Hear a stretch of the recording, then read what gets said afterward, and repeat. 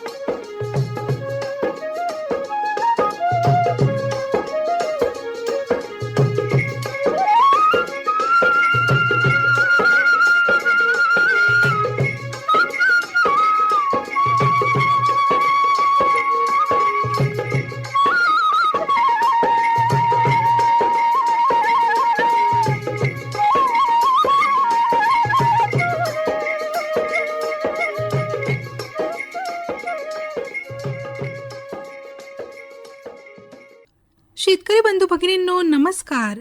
ग्रामायण या आपल्या खास कार्यक्रमात आपणा सर्वांचं मनपूर्वक स्वागत आणि सोबतच भावना कांबळेचा सस्नेह नमस्कार. प्रधानमंत्री शेतकरी मानधन योजना मिळेल पेन्शनचा आधार, शेतकरी नाराही निराधार, सुखाशी नात जोडले जाई, म्हातारपण खुशाल होई, सुरक्षित होई अन्नदाता, सुरक्षित होई अन्नदाता. प्रधानमंत्री शेतकरी मानधन योजनेनं लघु आणि सीमांत शेतकऱ्यांचं भविष्य होईल सुरक्षित. आणि 60 वर्ष वयापासून 3,000 रुपयांची मासिक पेन्शन होईल सुनिश्चित. 55 रुपये ते 200 रुपयापर्यंत मासिक हप्ता देऊन प्रवेश करू शकतात 18 ते 40 वर्ष वयाचे शेतकरी. या अंशदायी योजनेत सरकार देईल बरोबरीचे योगदान. सर्व शेतकरी बंधू भगिनींनी या योजनेच्या लाभाकरिता जनसेवा केंद्रात जावे आणि आपले निशुल्क नोंदणीकरण करावे. प्रधानमंत्री शेतकरी मानधन योजना, अन्नदात्याच्या परिश्रमाचा आधार, पेन्शन त्याचं भविष्य सुरक्षित साकार. कृषी आणि शेतकरी कल्याण मंत्रालयातर्फे जनहितार्थ जारी.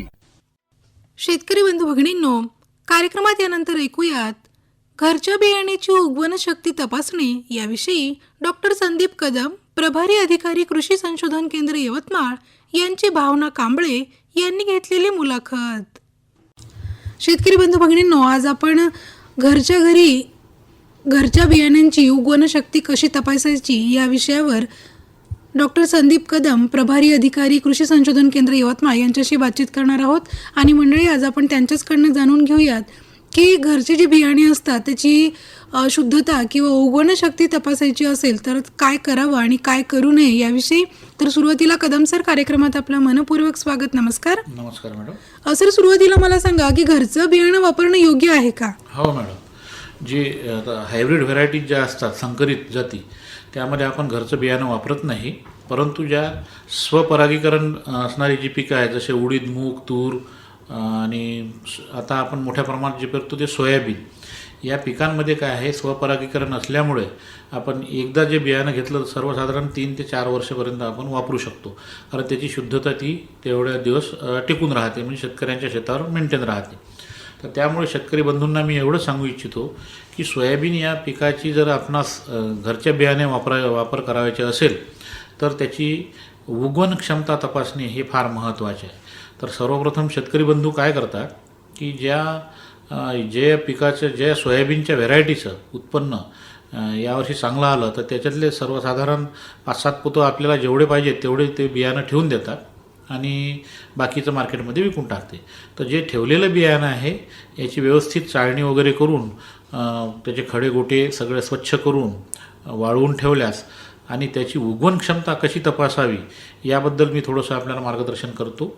की MSCS लेवल ज्याला म्हणतात की मिनिमम सीड सर्टिफिकेशन स्टँडर्ड, भारतीय मानकाप्रमाणे सोयाबीनची जे मिनिमम जर्मिनेशन शक्ती आहे किंवा मिनिमम उगवण क्षमता जी आहे ही 70% आहे. म्हणजे 100पैकी 70 दाणे जर उगवत असेल तर तुमचं ते बियाणं हे एकदम पेरणीसाठी चांगलं आहे. आणि त्याकरिता आपण मग घरी आपल्याला जर उगवण क्षमता तपासायची असेल तर जे आपण बियाणं पेरणीसाठी ठेवलेलं आहे त्या बियाण्यात एकदम पोत्यामध्ये जर असेल तर हात आतपर्यंत टाकायचा, मध्येपर्यंत, आणि नंतर तिथे मूठ बांधून मूठभर बियाणं बाहेर काढायचं आणि त्यापैकी ओलं गोणपाट घेणे आणि ओल्या गोनपाटाचे 2 भाग करायचे. थोडे जे चटईसारखे किंवा सर्वसाधारण आपला पेपर जो असतो वर्तमानपत्र त्या साईजचे जर 2 गोनपाट घेतले पातळ, तर एका गोनपाटावर सर्वसाधारण 100 बियाण्या रांगोळ टाकल्यासारख्या ठेवायच्या, की 10-10 बियाण्याची एक लाईन असे तुम्ही त्या गोनपाटावर टाकून दुसरं गोनपाट त्यावर झाकून द्यायचं ओलं करून, आणि त्याला घडी करून व्यवस्थित थंड ठिकाणी ठेवून द्या, थंड किंवा सावलीच्या ठिकाणी, आणि त्याला 5 ते 7 दिवस थोडं थोडं पाणी टाकत राहा. असे तुम्ही एका लॉटचे समजा किंवा एक जे तुम्ही बियाणं ठेवलेलं आहे 4-5 पोते जे ठेवले आहे त्या सर्व लॉटचं जे एकत्र बियाणं घेतलं तर हे सर्वसाधारण 400 बियाणे आपण तपासली पाहिजे. म्हणजे 400 बियाण्यातून जर ॲव्हरेज काढला तर तो ॲव्हरेज हा तुमचा चांगला निघतो. शेतकरी जनरली फक्त एकदाच 100 बियाणे घेतात, 100 बियाणे टाकतात आणि झालं, त्याच्यातून जेवढे उगवले तेवढं जर्मिनेशन पर्सेंटेज आहे आपल्या लॉटचं असं हे गृहीत धरतात. पण काय होते, कधी कधी माणसाच्या हातानं चुकी होऊ शकते, किंवा कधी पाणी कमी जास्त होते, वातावरण थोडंसं कमी जास्त होऊ शकते, त्यामध्ये फंगस निर्माण होऊ शकतो, कुठलं त्याच्यात रोग येऊ शकतो किंवा कीड जाऊ शकते. त्यामुळे एकाच लॉट न तपासता 100 बियाण्याचे 4 लॉट कमीत कमी हे शेतकऱ्यांनी तपासले पाहिजे. आणि नंतर 4 लॉटपैकी 4हीमध्ये जे चांगले बियाणे उगवण झालेली आहे, म्हणजे ज्यांचं मुळाचा पार्टसुद्धा चांगला आहे आणि वरचा जो शूट म्हणतो आपण रूट आणि शूट हे दोन्ही पार्ट जर चांगले असेल, चांगली वाढ झाली असेल तर तेवढी संख्या मोजून घेणे, ह्या 400 सगळं एकत्र करून त्याच्यावर पर्सेंटेज काढा आणि त्यानुसार तुम्ही त्याचं पर्सेंटेज ठरवा. हे मिनिमम तुम्हाला जरी 70% आपलं सोयाबीनचं बियाणं उगवून दिलं असेल तर घरचं जे बियाणं आहे हे 60पर्यंतसुद्धा तुम्ही लावू शकता. जर एखाद्या लॉटचं पर्सेंटेज 60% जर आलं तर तुम्हाला तिकडे जो बियाण्याचा रेट आहे पेरणीचा, जो आपण 30 किलो असतो, तो थोडा वाढवत न्यावा लागेल, की प्रति 2%साठी सर्वसाधारण आपण 1 किलो बियाणे वाढवतो. म्हणजे जर 68% जर तुमचं जर्मिनेशन पर्सेंटेज आलं असेल तर आपण 30च्या ठिकाणी 31 किलो 32 किलो बियाणं हे घेतो.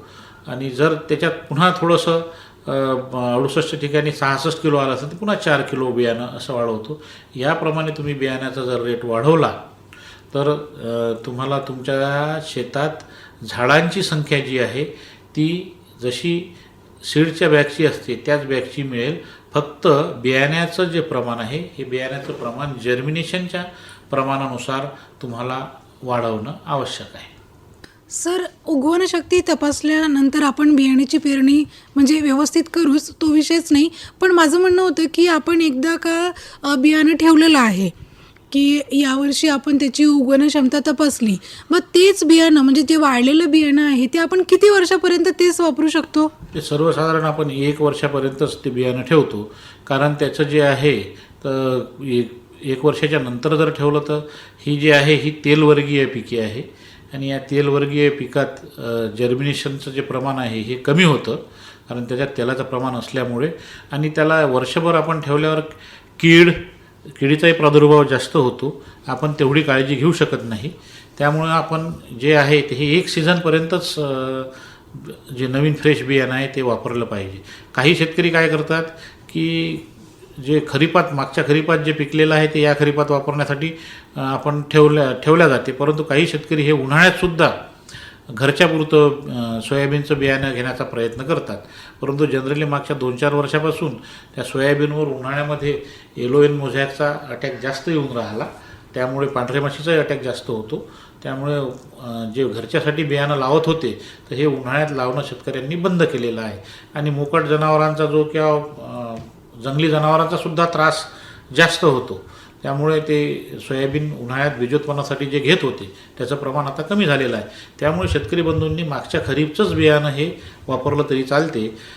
त्याच्या अगोदर मी सांगितले याप्रमाणे अगोदर म्हणजे बियाण्याची उगवण क्षमता तपासणे हे अत्यंत निकडीचे आहे. तुम्ही बियाण्याची उगवण क्षमता तपासूनच ते घरचे बियाणे वापरा. जर आपल्याला बियाण्याची उगवण क्षमता मिळाली नाही त्या लेव्हलपर्यंत तर ते बियाणे कृपया वापरू नका. ते बियाणे मार्केटमध्ये धान्य म्हणून विकून टाका आणि त्याच पैशात थोडे पुन्हा जवळचे पैसे टाकून नवीन बियाणं विकत आणा आणि त्याची लागवड करा. नक्कीच सर. सर, वर्षभर आपण बियाणं ठेवतोय, मागच्या वर्षीचं यावर्षीचं मग पुढल्या वर्षी असं करतोय, तर मग त्याची जी उत्पादन म्हणजे जास्त उत्पन्न येण्याची क्षमता ती कमी नाही का होणार? कमी होतात मॅडम. कसं आहे, व्हिगर, ज्याला शास्त्रीय भाषेत व्हिगर असं म्हटलं जाते, जोम जो म्हणतो, तो बियाण्याचा जोम कमी होत असतो. आणि याच्यासाठी बरेचसे बायोकेमिकल चेंजेस ज्याला म्हणतात, त्या जैविक क्रिया त्या बियाण्यात होत असतात. बियाणं म्हणजे हे काय आहे की जिवंत, हे पृथ्वीवरचं जिवंत घटक आहे. बियाणं याच वस्तूला म्हणतात. धान्य आणि बियाणं यामध्ये फरक असा आहे की धान्य हे उगवेलच याची काही गॅरंटी नाही, परंतु बियाणं हे उगवलंच पाहिजे हा म्हणजे त्याला आधार असतो. त्यामुळे बियाणं हे नेहमी जिवंत अवस्थेत असेल त्यालाच आपण बियाणं असे म्हटलं जातो. आणि म्हणूनच कुठल्याही जिवंत बियाण्याचा जो आहे हा जोम 1 वर्षाच्या नंतर ॲटोमॅटिक कमी होतो. आणि तो जोम जर कमी झाला तर त्या झाडाची जी वाढ असते ती वाढ इतकी स्ट्रॉंग होत नाही. आणि त्यामुळे आपण जनरली जास्त 2 वर्षाचं बियाणं सोयाबीनमध्ये तरी वापरत नाही. म्हणजे मग आपण आता पुढल्या वर्षी मागच्या आदल्या वर्षीचं जर बियाणं वापरत असू तर मग नेक्स्ट टाइम आपण नवीन बियाणं घ्यायचं. नवीन बियाणंच तुम्ही तयार केलं पाहिजे तुमच्या शेतात जे आहे. या समजा 2026च्या खरीपमधलं तुम्ही 2027च्या खरीपमध्ये वापरू शकता, किंवा 2025च्या खरीपमधलं 2026च्या खरीपमध्ये, म्हणजे यावर्षी या खरीपला तुम्ही जरूर वापरू शकता. परंतु तेच जर तुम्ही 2025चं 2027च्या खरीपमध्ये वापरतो म्हटलं तर त्याचा जोम हा कमी होतो. हे कुठल्याही म्हणजे कोणालाही विचारलं तरी ते सगळ्यांना माहिती आहे. त्यामुळे जास्त म्हणजे जुने बियाणे आपण वापरत नाही. आणि हे मागच्याच वर्षीची एका सीझनचं दुसऱ्या सीझनला फक्त बियाणे वापरतो, अन्यथा आपण धान्य म्हणून बाजारात त्याची विक्री करतो. बरं सर, वर्षभर चांगलं राहिलं पाहिजे ते बियाणं, त्याची क्वालिटी घसरली नाही पाहिजे, यासाठी काय करावं? त्याच्यासाठी बरीचशी काळजी घेणं आवश्यक आहे मॅडम. की तुमचं जे बियाणं आहे हे बियाणं हे गोनपाटाच्याच बॅगमध्ये भरलेलं पाहिजे. तुमचं जमिनीच्या सोबत डायरेक्ट स्पर्श त्या पोत्याचा येऊ न देणे. म्हणजे एक तर पाट्या वगैरे टाकून किंवा जमिनीपासून 4-6 इंचावर उंच असा टेबल किंवा रॅक करून ठेवलं पाहिजे. डायरेक्ट भिंतीला अटॅच ते पोत्याची रास नसली पाहिजे. एकावर एक जास्तीत जास्त 5च पोते 50-50 किलोची जी असतात ती 5च पोते एकावर एक रचून ठेवल्या गेली पाहिजे. आणि भिंतीपासून सर्वसाधारण 1 फूट अंतरावर, म्हणजे भिंतीचा ओलावा त्या बियाण्यामध्ये शोषला गेला नाही पाहिजे. म्हणजे बियाणे हे भिंतीपासून जमिनीपासून हे विशिष्ट अंतरावर जर लाकडाच्या रॅकवर ठेवले आणि विशिष्ट टेम्परेचरला, आता जुने घरं शेतकऱ्यांच्या घरी माळवदाचं घर असते किंवा आतलं जे घर असते ते कौलाचं, तर अशा ठिकाणी थंड असते थोडंसं. तर त्या थंड ठिकाणी तुम्ही हे जर सोयाबीनच्या बियाण्याची साठवणूक केली तर तुमचं त्या बियाण्याची जे जोम म्हणतो, व्हिगर आणि व्हायबिलिटी, जिवंतपणा, हे दोन्हीही कायम राहते.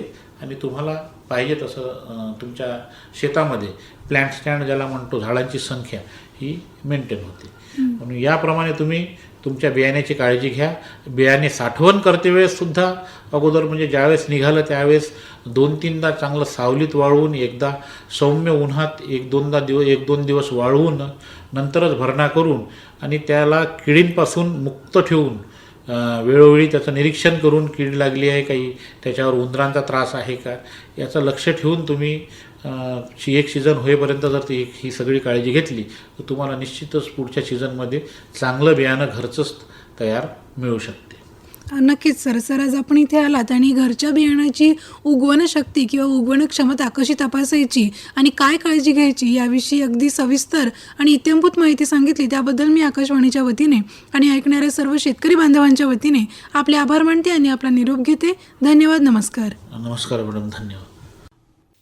मंडळी, आत्ताच आपण घरच्या बियाण्याची उगवण शक्ती तपासणे याविषयी डॉक्टर संदीप कदम, प्रभारी अधिकारी कृषी संशोधन केंद्र यवतमाळ यांची भावना कांबळे यांनी घेतलेली मुलाखत ऐकलीत.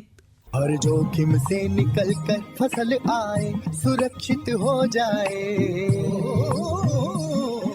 फसल बीमा से हर किसान अब आत्मनिर्भर हो जाए. संकट के समय प्रधानमंत्री फसल बीमा योजना किसानों के लिए वरदान है. अब सूखा पड़े या बाढ़ आ जाए कोई डर नहीं. अब ओले पड़े या कीट पतंगे फसल खा जाए कोई फिक्र नहीं. क्योंकि हमने लिया है प्रधानमंत्री फसल बीमा। बुआई से फसल कटाई तक हर जोखिम का दावा, न्यूनतम प्रीमियम पर अधिकतम भुगतान का वादा। योजना से हर साल जुड़ रहे हैं 5 करोड़ से ज्यादा किसान। अब आपकी है बारी। नजदीकी कृषि कार्यालय, सहकारी समिति, बैंक शाखा, अधिकृत बीमा कंपनी या जन सेवा केंद्र में स्वेच्छा से करा सकते हैं पंजीकरण। फसल बीमा पोर्टल या फसल बीमा ऐप द्वारा भी कराया जा सकता है पंजीकरण। प्रधानमंत्री फसल बीमा योजना, आपकी फसलों का संपूर्ण सुरक्षा कवच। कृषि एवं किसान कल्याण मंत्रालय, भारत सरकार। शेतकरी बंधू भगिनींनो नमस्कार. मंडळी, कृषीवाणी या दैनंदिन सदरात आज आपण माहिती जाणून घेऊयात उन्हाळी भेंडी लागवड याविषयी. शेतकरी बंधू भगिनींनो, भेंडी ही एक लोकप्रिय भाजी आहे. कमी वेळात कमी खर्चात बारमाही येणाऱ्या या भाजीला बाजारात सतत मागणी असते. कोवळ्या हिरव्या भेंडींची भाजी सर्वांनाच आवडते. भेंडी हे एक मूळचे दक्षिण आफ्रिकेतील किंवा आशिया खंडातील पीक मानले जाते. भेंडीची लागवड वर्षभर केली जाऊ शकते. उन्हाळ्यात भाज्यांची चणचण असताना तर भेंडीला बाजारात फारच मागणी असते. भेंडीमध्ये विविध जीवनसत्वे, लोह, खनिजे मुबलक प्रमाणात उपलब्ध असतात.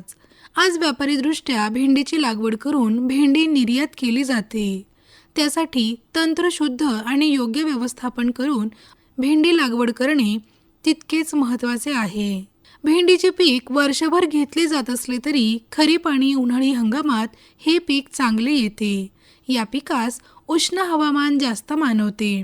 20 अंश ते 40 अंश सेल्सिअस तापमान या पिकासाठी योग्य असते. समशीतोष्ण आणि भरपूर सूर्यप्रकाश असलेले हवामान भेंडी पिकासाठी उपयुक्त असते. भेंडीला उत्तम प्रकारे निचरा होणारी जमीन निवडावी. जमीन सपाटीकरण केलेली समपातळीची असावी.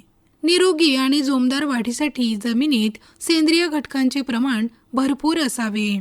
सामू 6 ते 6.8 पर्यंत आणि क्षारता 0.20 पेक्षा कमी असणाऱ्या जमिनीत लागवड करावी. सध्या बाजारात भेंडीच्या अनेक सुधारित आणि संकरित जाती उपलब्ध आहेत. नेमकी कोणती जात लागवडीस निवडावी याबाबत शेतकऱ्यांच्या मनात गोंधळ निर्माण होतो. परंतु बाजारात चांगली मागणी मिळण्याच्या दृष्टीने भेंडीची योग्य जात लागवडीसाठी निवडणे महत्त्वाचे ठरते. सरळ गर्द हिरव्या रंगाची अनुकुचीदार टोके असलेली एकसारख्या कोवळ्या भेंडीला चांगली मागणी असते. निर्यातीच्या दृष्टीने भेंडीची फळे 7 ते 8 सेंटीमीटर लांबीची आणि 15 ग्रॅमपेक्षा कमी वजनाची, आकर्षक आणि लुसलुशीत असावीत. फळे सरळ असावीत. फळांवर अधिक लव असू नये. पृष्ठभाग गुळगुळीत असावा. अशा प्रकारची योग्य आणि रोगप्रतिकारक जातींची भेंडी लावावी. भेंडीमध्ये पुसा सावनी, पुसा मखमली, अर्का अनामिका, परभणी क्रांती, अर्का अभय, सिलेक्शन 22, IHR 20 आणि 21, फुले कीर्ती, फुले उत्कर्षा, अकोला बहार, पंजाब पद्मिनी इत्यादी सुधारित जाती आहेत. यापैकी कोणतीही जात लागवडीसाठी निवडावी. मात्र बियाणे खात्रीशीर मिळेल याची दक्षता घ्यावी. लागवडीपासून 40 ते 45 दिवसात भेंडी प्रथम काढणीस तयार होते. भेंडीची काढणी आणि प्रतवारी अगदी व्यवस्थित करावी. तर शेतकरी बंधू भगिनींनो, अशा प्रकारे आत्ताच आपण उन्हाळी भेंडी लागवड याविषयी डॉक्टर पंजाबराव देशमुख कृषी विद्यापीठ अकोला यांच्याकडून प्राप्त माहिती ऐकलीत. शेतकरी बंधू भगिनींनो नमस्कार. मंडळी, मध्य प्रदेशात 2026 मध्ये अनेक महत्त्वाचे किसान मेळे आयोजित केले जात आहेत. या मेळ्यांमध्ये आधुनिक शेती तंत्रज्ञान, ड्रोन, ट्रॅक्टर आणि सुधारित बियाण्यांचे प्रदर्शन होणार आहे. या प्रमुख मेळ्यांची माहिती याप्रमाणे. 2026 मधील प्रमुख किसान मेळे मध्य प्रदेश येथील याप्रमाणे. राष्ट्रीय किसान मेळा रायसेन 11 ते 13 एप्रिल 2026. हा मेळा रायसेन येथे होणार असून मुख्यमंत्री डॉक्टर मोहन यादव आणि केंद्रीय कृषी मंत्री शिवराज सिंह चौहान यांच्या उपस्थितीत आधुनिक शेती तंत्रज्ञान आणि सुधारित बियाण्यांची माहिती दिली जाईल. राष्ट्रीय कृषी उदय 2026 बुधनी CFMTTI कॅम्पस बुधनी येथे आयोजित या मेळ्यात अत्याधुनिक शेती यंत्रसामग्री आणि तंत्रज्ञानाचे प्रदर्शन होईल. उद्घाटन केंद्रीय मंत्री शिवराज सिंह चौहान करतील. मध्य भारत ॲग्री एक्स्पो 2026 रतलाम येथे होणाऱ्या या मेळ्यात ड्रोन, ट्रॅक्टर आणि 100पेक्षा जास्त कंपन्यांची प्रदर्शने असतील. प्रवेश विनामूल्य आहे. कृषी मेला इंदोर. कृषी महाविद्यालय मैदान इंदोर येथे आयोजित या कार्यक्रमात शेती, बागायती आणि दुग्ध व्यवसायासंबंधित माहिती दिली जाईल. या मेळ्यांचे मुख्य आकर्षण याप्रमाणे: आधुनिक शेती उपकरणे आणि ड्रोन तंत्रज्ञानाचे प्रदर्शन, कृषी तज्ज्ञांसोबत चर्चासत्रे आणि मार्गदर्शन, सेंद्रिय शेती आणि सुधारित बियाण्यांबाबत माहिती, सरकारी योजनांची माहिती, उदाहरणार्थ आत्मनिर्भर दलहन मिशन. तर मंडळी, हे मेळे शेतकऱ्यांसाठी अत्यंत उपयुक्त असून नवीन तंत्रज्ञान, योजना आणि बाजारातील बदल समजून घेण्यासाठी चांगली संधी देतात. नमस्कार. आणि मंडळी, आता वेळ झाली आहे ग्रामायण या खास कार्यक्रमातून निरोप घेण्याची. भेटूया उद्याच्या किसान वाणी या कार्यक्रमात. तोपर्यंत भावना कांबायला अनुमती द्या. नमस्कार.